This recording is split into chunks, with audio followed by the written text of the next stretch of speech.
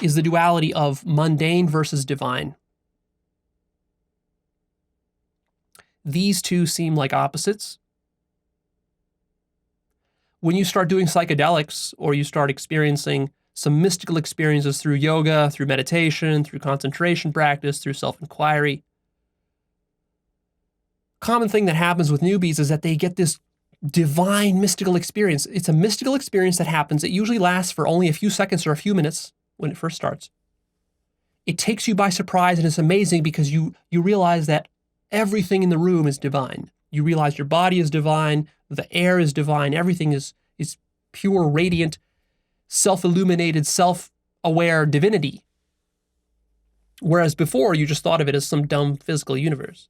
Now you realize the divinity of your own self and the physical world. But then you lose that experience, and you're back sort of in the mundane grind of life where you have to go take care of your kids, and you got to do your laundry and all this sorts of stuff. And it seems like, man, I just want to get back to that divine place where I'm in that mystical union. And so you might want to try some more psychedelics or some more yoga or whatever to get back there.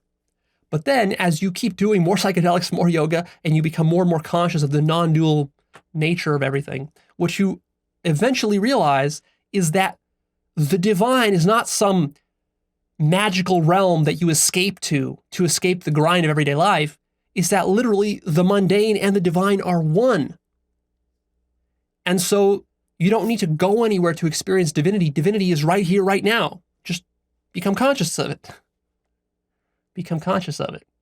And so when you do that, that's sort of the fruition or the culmination of your spiritual path, is that you walk down the road and all you see is divinity. Everything you see is divine. It radiates with divinity, and you're conscious of it all the time. That's sort of your ultimate goal with the spiritual path. And that's divinity with a capital D. Divinity with a capital D.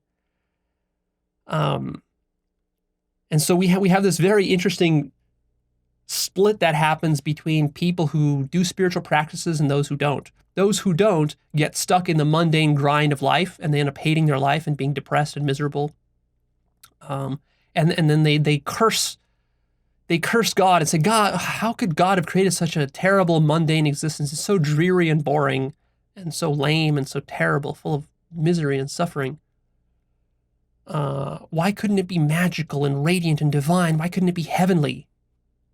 Well, that's a pipe dream. Or so such people tell themselves. But then those who actually do the spiritual practices, and they do them a lot, eventually they break through, they discover divinity everywhere. And to them, they're walking around and they're looking at exactly the same stuff that the ordinary person is looking at, but they are conscious of the divinity of everything, whereas the ordinary, mundane person takes everything for granted.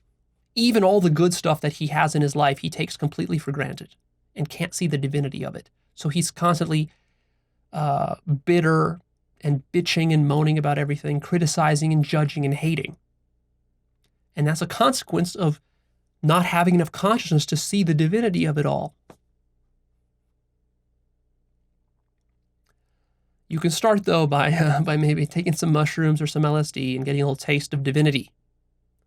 Getting that little taste of divinity is your first real introduction into spirituality. When you realize that it's real and it's not just a theory or a belief or some wishful thinking, but that it's real.